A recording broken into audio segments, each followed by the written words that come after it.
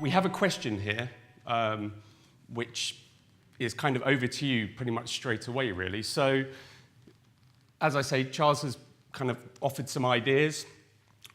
So, I mean, let's get straight out there. I mean, who has any particular thoughts on the kind of the potential of this idea of disruption? So, a show of hands if anyone's wants to sort of start the discussion. Yep, over here. Hi. I think the big question for me is there's a lot of potential disruptions.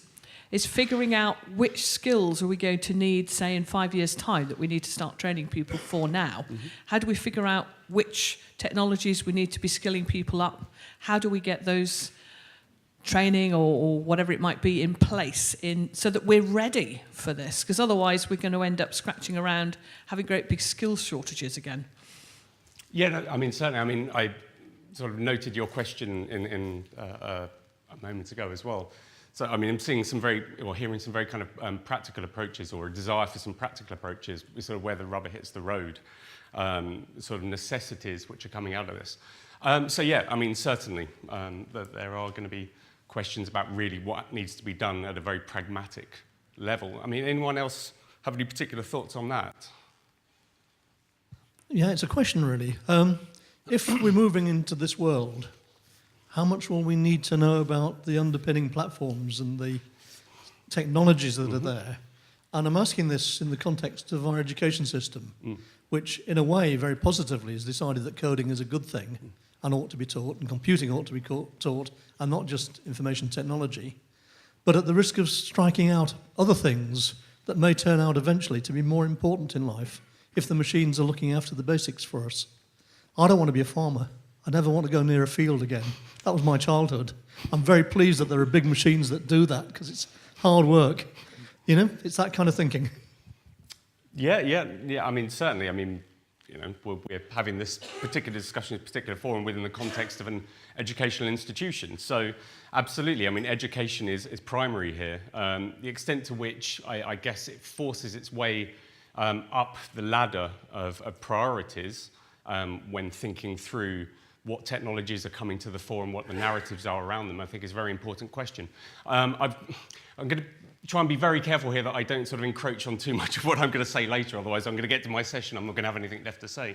But I mean, one aspect that I will introduce to you now is the fact that I'm a member of the all-party parliamentary group for blockchain at Westminster, and one of the key features that keeps coming to the fore in that particular forum is the necessity for education. Where that, and I think this goes to your kind of interest in sort of the practical implications as well. So it's, yes, I mean, education, I think, is incredibly sort of important here. Who's delivering that education is sort of another question as well. Where it's coming from, whether it's coming from private or public providers, or a combination of the two.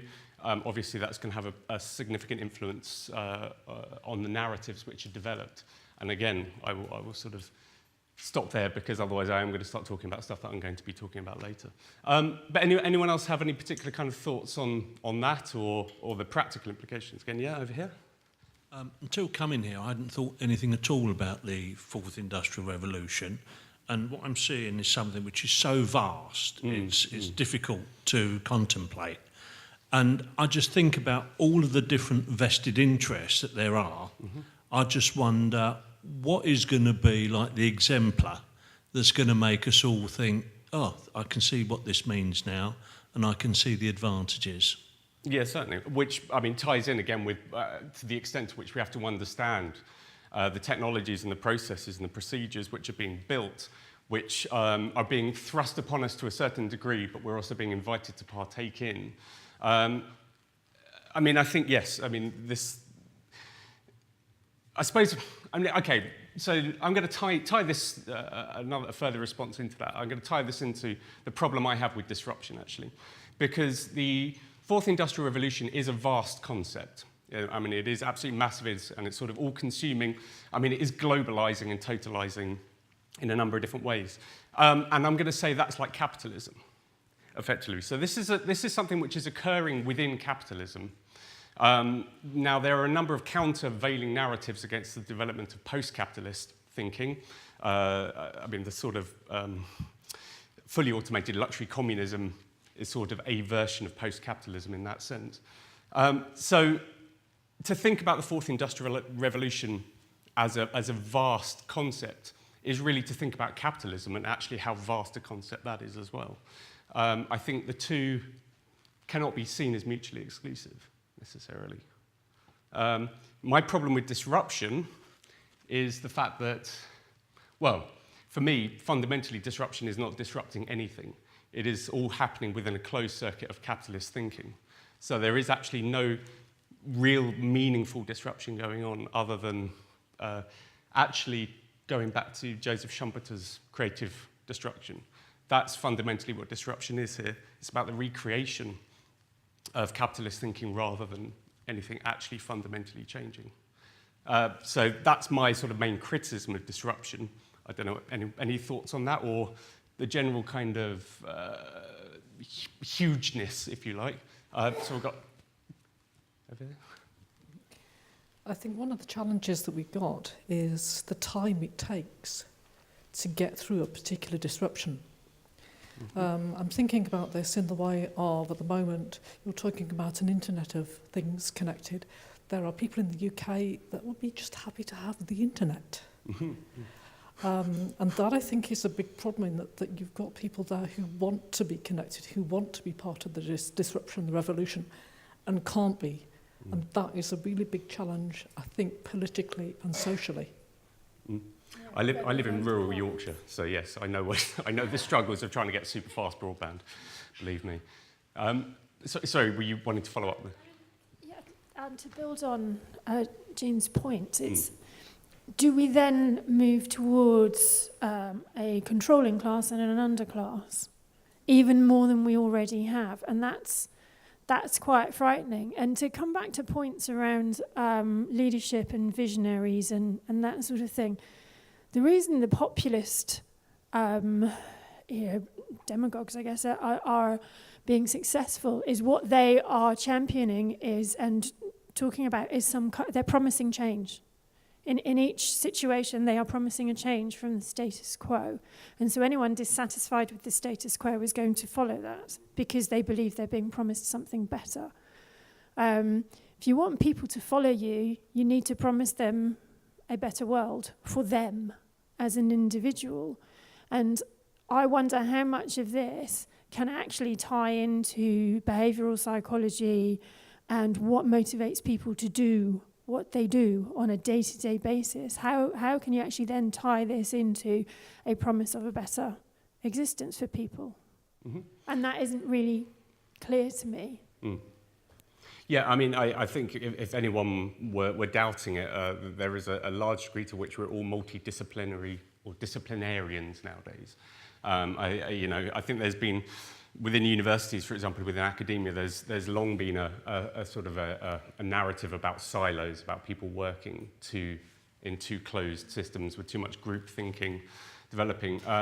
If this technology is disrupting anything, it is perhaps the idea that it is possible to simply be a lawyer these days, or to simply be an economist, to simply be someone, an entrepreneur.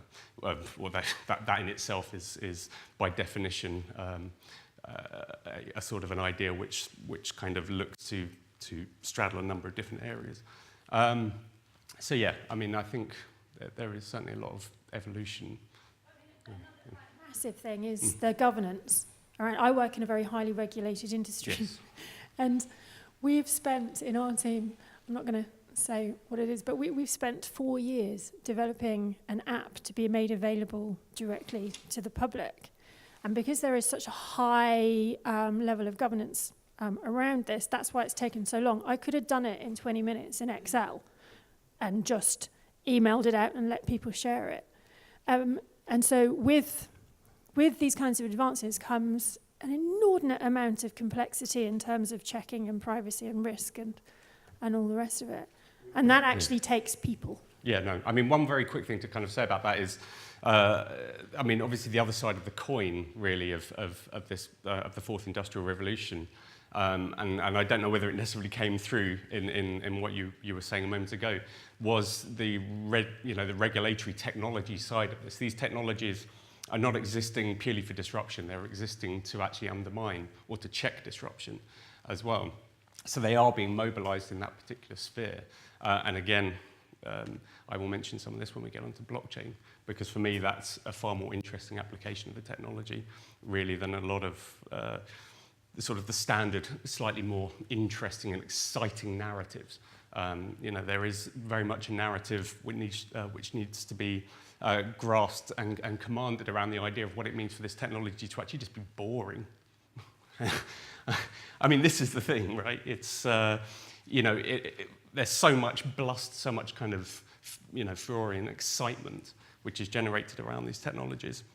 But at the end of the day, they invariably disappear into the background and simply become common sense, or they become sort of part of the everyday fabric of our lives.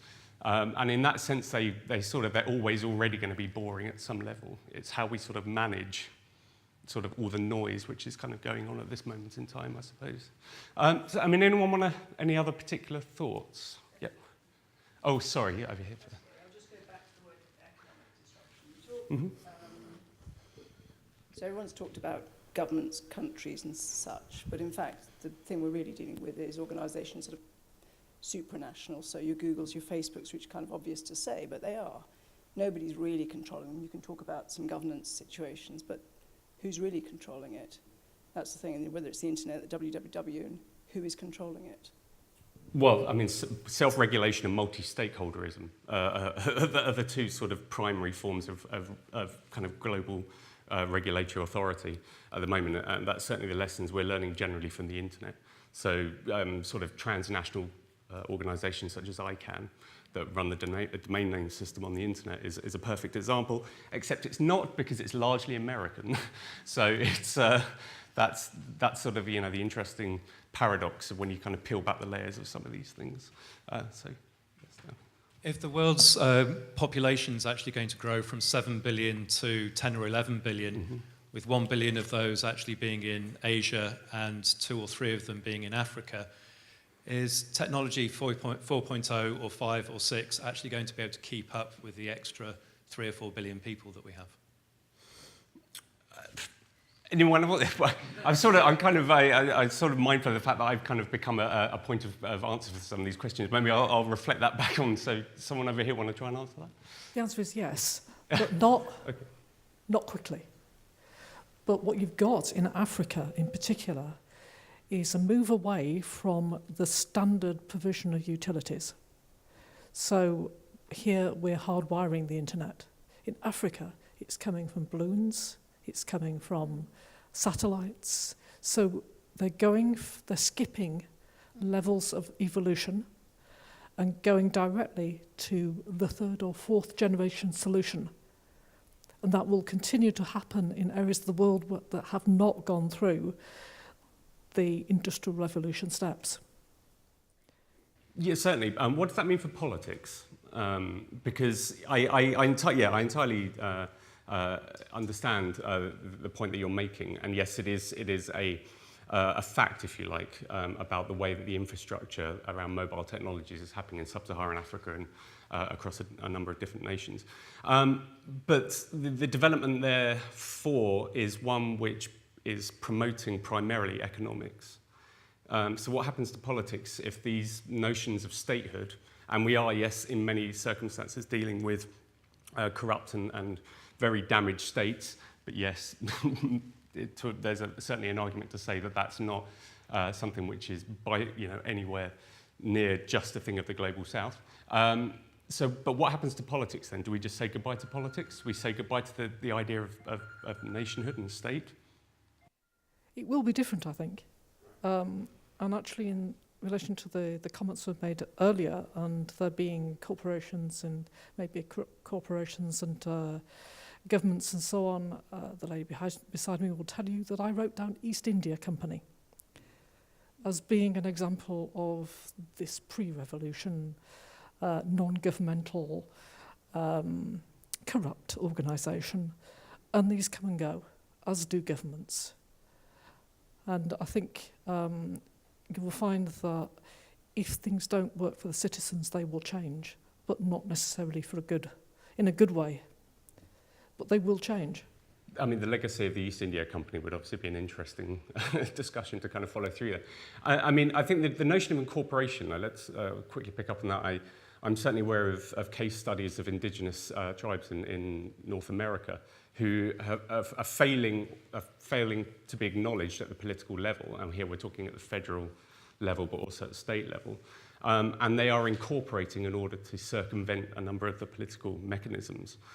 So they are effectively, the tribes are becoming businesses, becoming corporations. Now this, again, there are some slightly spurious narratives around sort of the development of kind of, the casinos and the way that the tribes use those to kind of generate income streams. We're talking about something very different here. We're talking about, an absolute failure of politics and therefore a deferral to economic models as the only way, or legal economic models. We're talking about forms of 19th century incorporation, which obviously follow through and provide a political solution in the 21st century. I think these are fascinating but utterly disturbing to my mind. We probably have time maybe for one more comment. So, each one of the other industrial revolutions led to global conflict. First one, a lot of colonial wars. Mm-hmm. Second one, First World War. Third one, Second World War. Why should this be any different? I think we're living in very dangerous times. Oh, yeah. I couldn't agree with you more. I mean, I think it's, again, we're seeing some interesting narratives around sort of denuclearization in North Korea at the moment, about the sort of the opening up of markets and the generating of trade routes and economics, again, sort of as a route through the threat of open kind of conflicts, hot conflicts. But yeah, I mean, who knows? I mean, I think, if anything, the sort of the information age that we're in, there's certainly no reason to believe that wars wouldn't necessarily take on an informational dimension. And we're already seeing that with cyber attacks that happen, on a daily basis. And it's not just coming from the Russians, we're doing it as well. It's very much a tit-for-tat sort of cyber war dialogue that has been going on for a number of years. So, yeah, how that is, what the end game of that is, who knows? Maybe it'll be some sort of kind of, I guess, like Star Trek utopia, where we're sort of wandering around philosophical, kind of being able to be all philosophical because we haven't got to worry about sort of doing anything anymore. But who knows? Maybe we can explore the stars.